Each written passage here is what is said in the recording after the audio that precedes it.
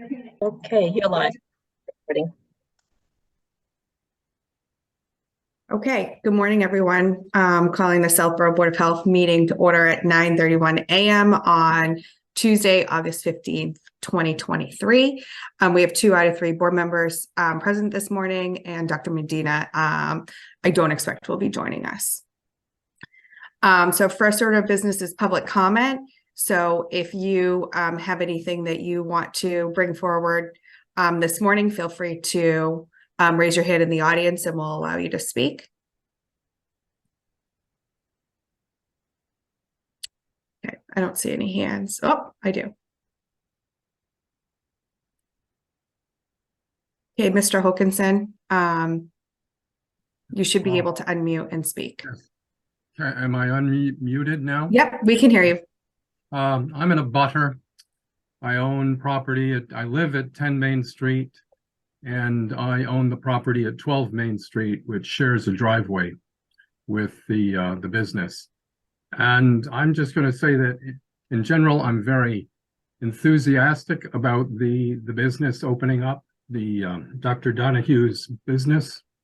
He's a local town village resident, and I think he'll keep in mind the character of the town as the business progresses. So in general, I support his business, and I encourage the town to support it likewise.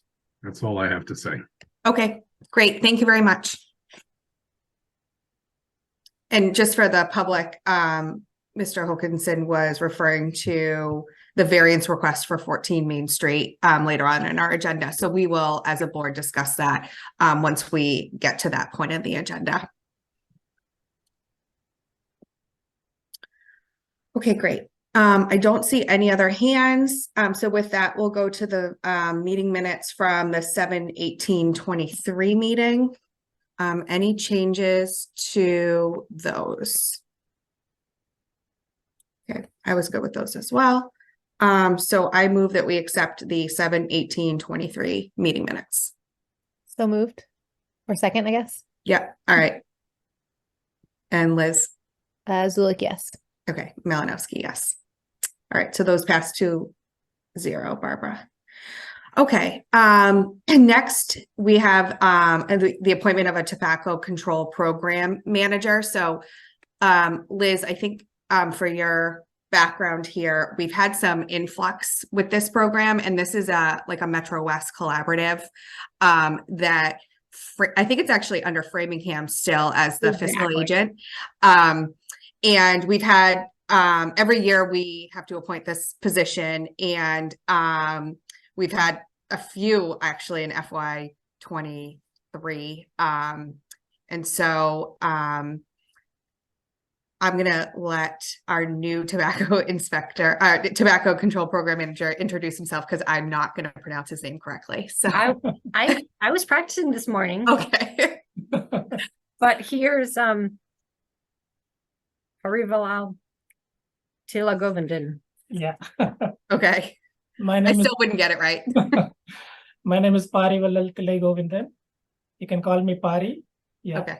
I am the new tobacco control program manager based in Framingham Public Health Department. So I'll be looking after like 16 communities in the Metro West region, and few more may be added to the list. So my Have a master's and then you're trained. Oh yeah. My background is Ayurvedic medicine, and then I have done my master's in psychology and master's in public health. So yeah, my responsibility as the tobacco control program manager will be like inspecting the retailers and educating them about the laws and regulations. Are they up to date? And then the compliance check, which will be both from the FDA and from the local board of health. Yeah. So Great. the main point of my responsibility is to make sure the tobacco retailers follow the rules and regulations. It's not disturbing their business, as well as making sure the public are safe and they're not selling to the people under the age of 21, and they comply with the laws and regulations of the Board of Health and the state. Great. Well, we look forward to you joining us. This has been a very successful program Yeah. that we've been lucky enough to be involved with. And this is state funded, Heather? Yeah. Yeah. So Liz, we actually we had Olivia Dufour about this time last year, and she actually helped us significantly with updating our tobacco regulations in town to be more strict. And doing enforcements and that sort of thing. So we've had a lot of support from this program. So we're very excited that you're filling the Cara role. lives in Ashland, so that's one of the communities Oh, great. so that's great because I know it's a long distance to travel, but that seems well Yeah. located with 6 Yeah. towns. And he's in the MRC and met Bill Murphy, and through that route is going through Oh, training and has learned tobacco. great. Great. Yeah. Well, welcome to Thank Southborough. you so much. Hopefully we'll meet you in person sometime. Yeah. Liz, any questions for No, Perry? this is exciting. Okay, great. And does he also get in touch with clerk? Yeah, so he needs to be sworn in by the clerk's office within 30 days of today. Okay. So I think Barbara will probably send them a copy of your appointment letter. Barbara, maybe? Yep. Okay, so the clerk will be aware that you're coming. And then if you can just get sworn in by them, then you'll be able to act on our behalf. Sure. Thank you. Okay, excellent. All right, so I'm going to move that we appoint the Tobacco Control Program Manager, Paravalal Very well, Telegovinda. Telegovindan. Yeah. Through 6/30, 24. 24. Second, and Zulik votes yes. And Malinowski, yes. Thank you very much. Thank you so much. Okay, next is the variance request for 14 Main Street. So Dennis, do you want to tee this one up? You're on mute. You're still on mute. I'll ask you to unmute. Okay, how about now? Yeah, perfect. Oh, perfect. Oh, I just said all I had to say. No, so right in front of you, you have a request variance for the flow to the building at 14 Main Street. The last use was just an office building. The proponents are looking to put a doctor's office in there with 3 doctors. And what we're looking at is the flows that come out of a doctor's office.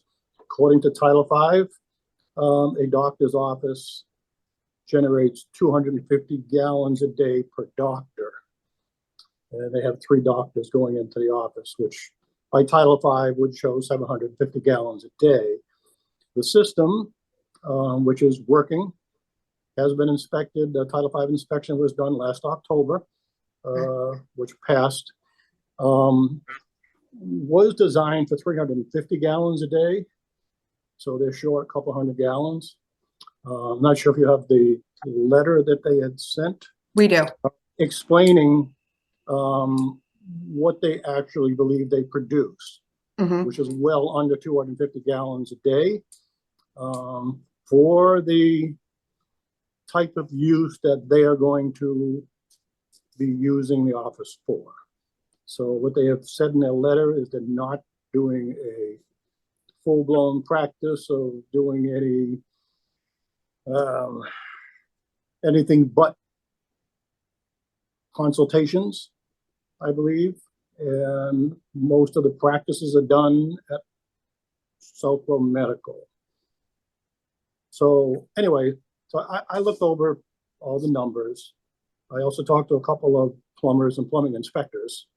So we actually think the hand washing might be a little high, on the high end, excessive. And I actually kind of did that myself in the bathroom going, geez, I wonder. I did that this So- morning too. So yeah, no, it is. It's kind of a finite thing. It's kind of like, okay, I don't think I can use that much. Maybe I can. But But anyway, so the numbers to me look pretty reasonable. I think my suggestion would be to look at the water meter readings maybe 8 or 12 months from now. And I'm not quite sure how you would do this as a variance, but as long as they are under the flow, then they'll be fine. But if they are exceeding the flow, then something would have to be addressed.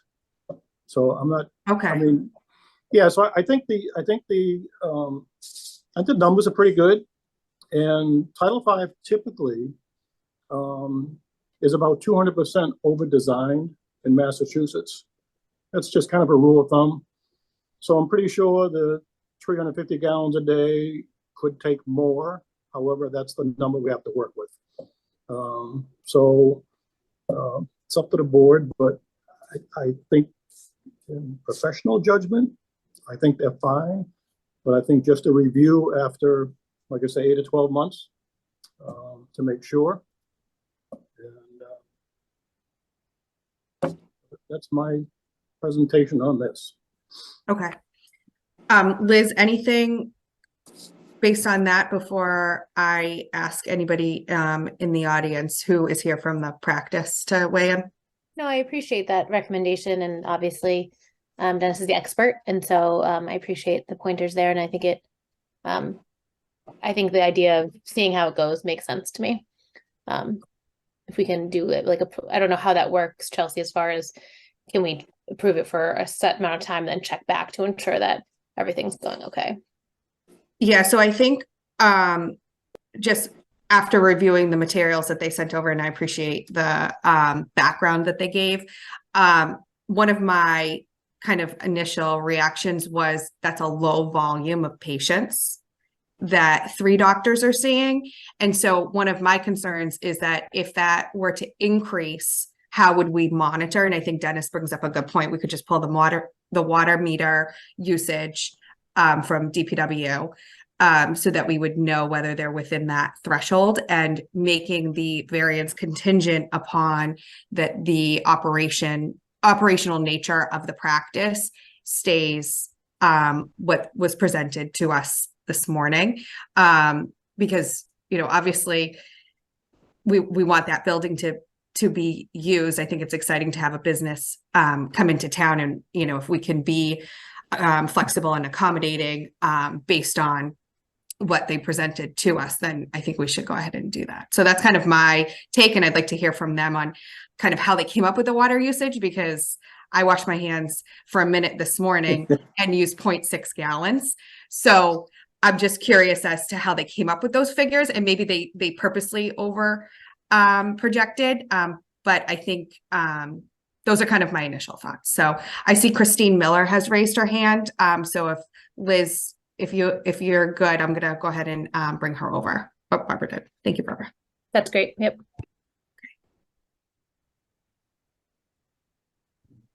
Can you guys hear me? Yes. Okay, so I did write the letter and I did come up with those numbers. I did go high.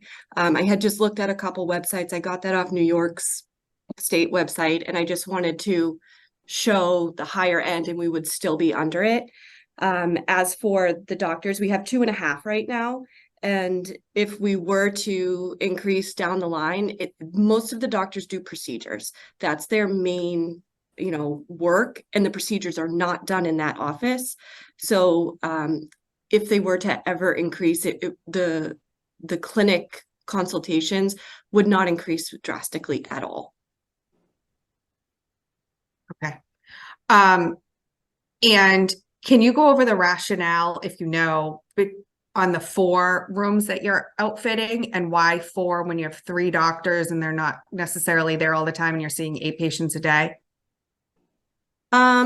I mean, it's more so that if we have somebody waiting, that they're waiting in the room. If there's 2 providers at a time, I mean, normally we see one provider in the mornings, the PA, and then the doctors, if they come, there might be 2 at the same time. And it's just having, somebody waiting in the room while the other doctor is seeing the patient. Okay. Anything else you want to add, Christine, before we go? Bill Grealish has his hand up. Yeah, Bill's with us, so if he has something to add, then Okay. that'd be great. Okay, great. Bill, you should be able to unmute yourself. There, we go. How's that? Perfect. Very good. That, it's actually, if it was a professional office building for the square footage, the required amount would be the 275 per day for the entire building to be a professional office. So that was sort of in the realm of where we're shooting for, that they're really using it as that type of environment. And hopefully we can get more in line with professional office flow requirement than the clinic flow requirement. Just for reference, even though it's a high number, it's in line with Title V for a professional office. Okay. And that was it. Thank you Okay. very much. Dennis, Yep. so what are the pumping requirements then with this? So if they use more water, they have to pump it more often? Like what's the risk if they end up using more than what we think they're going to use? So the risk is minimal. The pumping, so the way the septic system works, that would depend on, there are 2 pits there for their septic system. There's a septic tank and there are 2 round pits. Each one technically would hold 175 gallons of water, of effluent. So the more usage, the more water usage, the more effluent that goes out into the pits. So it's the pits that would be affected, not necessarily the tank. So the pumping, we would recommend that they only pump once a year, Okay. once every 2 years. So it's not necessarily pumping, it's more what's going into the ground. So that's what we're going to be looking at. So at the end of, like I say, let's say 12 months, and they're coming up with 400 or 500 gallons of water a day, that's an issue. That's an issue for the groundwater. Under 350, they're really good. And so, yeah, no, I think it's a, everything I've seen, everything I've read, I've talked to the doctor a couple of times, seems very realistic. Okay. For this application. Okay. Liz, anything else after hearing from Christine and Bill? Nope, no more questions from me. Okay, so I'm gonna attempt to make a motion here to kind of incorporate what we discussed. So I'm going to move that the Board of Health accept the variance request for 14 Main Street, contingent upon the board reviewing water usage a year from now, so August of 24, as well as long as the building use stays within what was presented from an operations perspective this morning.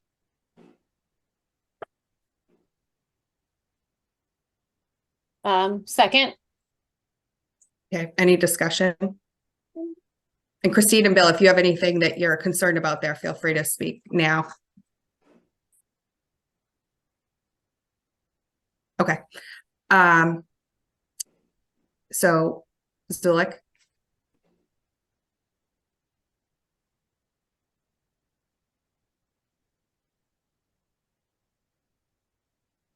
sorry, yes, Bill.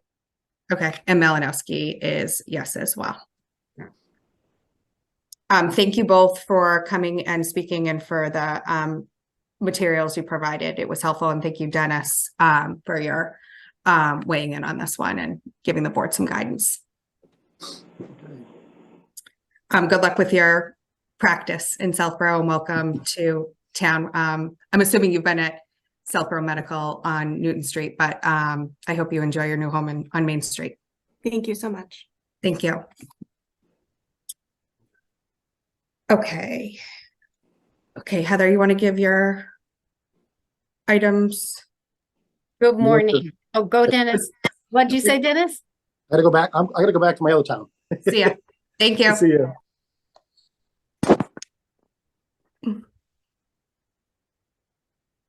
All right, good morning. I have Michael here with me, our food inspector, food and housing inspector for Northborough, Southborough, and Boylston. Liz, have you met Michael?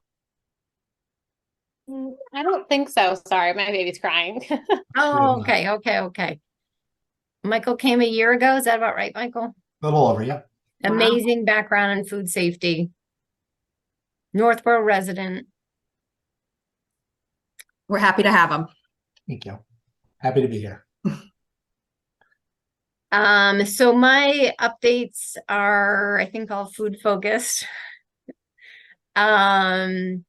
So as part of the FDA retail standards, I set a goal to try to do retail standard 3 and 7 this year, and they are somewhat involved, just to let you know. But for the calendar year, I was working on goal 3 and 7. So as part of 3, we have to adopt some of these procedural documents, as well as the fact if we're doing a risk-based inspection versus kind of a standard everyone twice a year, the state food protection program wants us to send us the documents of how we determine what risk category an establishment is and our list of establishments. So we met in June and we did adopt that. Since in July, reviewed that all with the food protection program at the state, which I thought was a great review. Their comments, and then we went through our document, and there was a few changes that came up from that meeting. They've accepted the document with the redlining as it stands now, and they've accepted our list of the food establishments. So I think it's due to an older food code, Michael, but the preschool was kind of lumped in with schools, but really they should be separate because a preschool population is a higher risk category than a school age population risk category. So that's sort of that change. And then the other thing was the state, we had put under risk category 4 that the discretion of you, our board, we can move folks into a category due to numerous violations for more frequent inspections. And the state really endorsed that and said, well, why don't you add that to every category, not just that category, but that you can move folks within to a higher category with violations. So that was basically the updates we did. And Michael and I can change our category really, after an inspection, basically. That's what the state said. But I told them, like, once a year, Michael and I will go through the list and send them our updated categories of where folks are now. So that I think covers the updated food protection document I updated in July. After I met with the state, they accepted it. And while we're on it, I'll give another FDA retail standards, and then we'll go to variances. So standard 3 is about some regulatory and documents as such as the Southborough food protection document. Retail standard 7 focuses on education in our town. So education 1 for our community and our residents, and Michael and I did that at the library. And another piece of that is education for our food establishments. So Michael and I are planning a Zoom on August 31st at 9:30 in the morning with the food establishment, the owners. Okay, so do we want to approve the document and then we'll go to variance? Yeah. And I mean, this document has already been approved by the board, Correct. but I just wanted to make sure that we approved the updated one, which is why Heather included the red line. Any concerns about that, Liz? Nope, that sounds good to me. All right, so I move that the Board of Health approve the updated Southborough food protection document. I'm going to second that. Zulik? Yes. Okay, Malinowski, yes. Thank you. And then as part of getting some of our regulations followed, we have not issued variants to New Rose Garden and Yamafuji for their sushi rice, in particular their acidification process. And I can have Michael take over on that. If you want to talk about, that to get a variance, the HACCP plan, which reviews the control points, when we're taking a different route than the standard food code for foods for temperature control, that's being done with the acidified rice. So Michael, you can take that over. No, as Heather said, as probably everyone in the health department knows, prepared food needs to be either held cold or held hot. So anytime outside of that needs to be discussed and have special ways of preparing and holding through a variance process. So such as things, smoking food, curing food, sous vide packaging, things like that, in addition to sushi rice, would all things that would require a variance. In Southborough, sushi rice is the only thing that we need a variance for, and there's 2 sushi establishments that have been operating for however many years in town. So this is just more of a formal process verifying things that have already been done from what I understand in town. So as Heather mentioned, all the establishments that need to do a variance and do something out of the ordinary from the food code require HACCP plan, hazard analysis of critical control points. New Rose Garden hired a third party to prepare theirs. Right, Chelsea, you remember we recommended that third Yes. party, Avery Consulting. Yep. So About a year and a half. that's on site. And then Yamafuji didn't have a formal one. Sometime last year, I wrote sort of a boilerplate for other restaurants to use because a couple of mine, Northborough restaurants didn't have one formalized either. So I put that together and worked with Yamafuji. So they filled out a HACCP plan. So now they have one on file as well. So they both have current HACCP plans.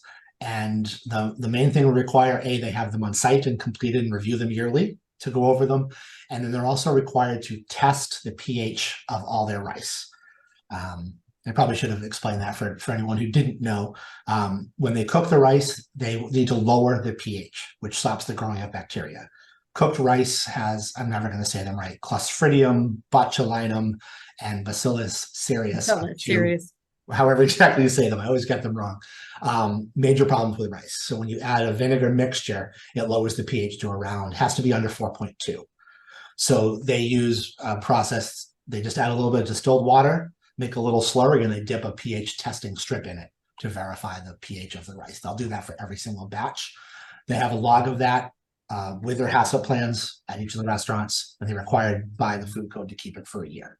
And so far there hasn't been any issues. It's part So of when you inspect, you ask them for their plan and you ask them for their log of testing, or how do you know that they're actually testing it? That's correct. Okay. Originally I had asked the people that are there to test it for me, so I understand their process. So, or I tested it with them, so we all knew we're on the same page of how to do it. Okay. So you're watching them and verifying that they're Yes, doing what they're supposed to be doing. Yeah. Okay. And these are on the unannounced inspections. Correct. And you do sushi establishments twice a year? 4 times a year. 4 times a year, because they're a higher risk. Yep, exactly. Okay. And so far, this is something that they've been doing all along. We've just never accepted their plan before in a. That is correct. We've never presented it to the board to grant the variance, but they've theoretically been doing it for 15 years. So Yes. why is it a variance though? Because we're allowing a food establishment to, in effect, violate the food code. Exactly. At holding cooked rice at room temperature.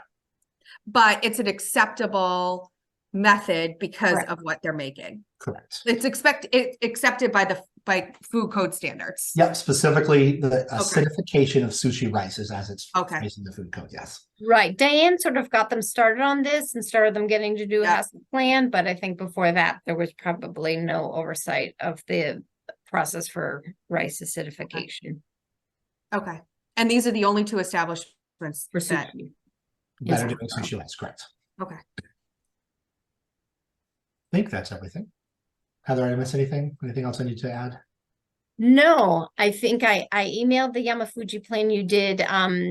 Avery Consulting did a HACCP plan with New Rose Garden, but Michael's seen it, I've seen it, but we didn't have a scanned copy of it. Okay. I thought I had it in my files. I do not, but I can have it presented this week whenever anyone wants. Okay. Yeah. If you can send that to us, just so we have Absolutely. it, that's great. Will But you're Thursday be okay? comfortable- I plan on you're being in comfortable town on Thursday. Can I get it then? Or do you want it today or soon? Okay. No, it doesn't need to be today. Okay. Whenever you're back. in town, that's fine. Sure. But you're comfortable with their format with the consulting firm? I am, yes. Okay. Right, and they're no longer with Avery, FYI. I think that was a 6-month process we did with them, but they, during that time, they developed the HACCP plan for us. Got it. Okay. Liz, any questions, concerns? No, it's just interesting, I think, to hear the kind of the process and how it is a variance and why. And it's just interesting that it's also been operating for 15 years and now we're kind of going through the process. But this I'm is- happy to know that's being checked 4 times a year. And so sounds good to me. As we said, this is one of really the huge benefits of our Greater Boroughs Partnership for Health, that Southborough has the regional food and housing inspector, and so much expertise is coming. Yeah, we are so fortunate to be in this group with Northborough and having Michael do all this for us, because this was definitely an area that we were lacking in for a long time. So we're very grateful, Michael. Happy to do it. Your And I've been expertise. anywhere, so. Okay. You ready for a motion? So I move that the Southborough Board of Health approve the variance, should I say for sushi rice? Sushi rice. For sushi rice for New Rose Garden and Yamafuji. Second, and Zulik votes yes. Okay, Malinowski, yes. Awesome. Thanks so much, Michael and Heather, for Appreciate it. Thank you, board. doing all this. Appreciate it. Okay, so next is upcoming meeting schedule. So I think we're gonna have a quick 1-item meeting the morning of September 5th. And then we have our regular meeting on the 12th, which I think we said we would do in person in the morning. Does that still work, Liz, for you? Yes. Okay. Hypothetically, if all Yeah. goes as planned. Yeah, I And hear because ya. we did it this morning, so yeah. We can always set up, we'll have the owl probably anyways, right, Barbara? Yeah, So, both kids should be in daycare, kindergarten, everyone, as long as no one's ill, we should be. so good to I'm go. hoping for that too, because we were at urgent care this morning already. Exciting week. Very exciting. Yep. And then I think we said we would try for a night meeting in October. But I think, Barbara, when we were looking at dates, the calendar wasn't up yet to see if the hearing room was going to be available. Am I remembering that right? I didn't see anything. Okay. Yeah, it was kind of empty. So do you want to, I forget, did we pick They a have a date? lot up there now. Do you have a date in mind? What did we say, like the 10th? The 10th's fine for me. Does that work for you? Select Liz? board's not meeting that night. They're meeting the week before and the week after, so. Liz, do you have a preference? Sorry, what night is it? October 10th, Tuesday night.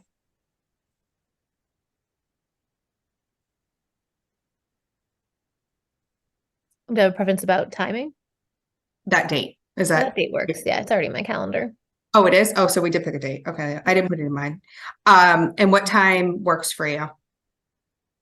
Ideally 7. Okay, that's fine. Is that a hybrid? We'll have the owl set up.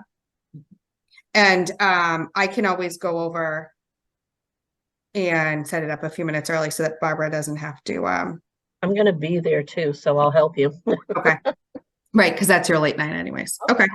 Good times. good Chance I'm times. remote, but that's fine. 7. Okay. 6, 7. 7. Yeah. Okay. All right. Okay. And then anybody else for a public comment? Okay, I see none. All right, I move that we adjourn at 10:05 a.m. Second, and Zulik votes yes. Malinowski, yes. All right, great. Thanks, everyone. Thank you. Bye. Very good.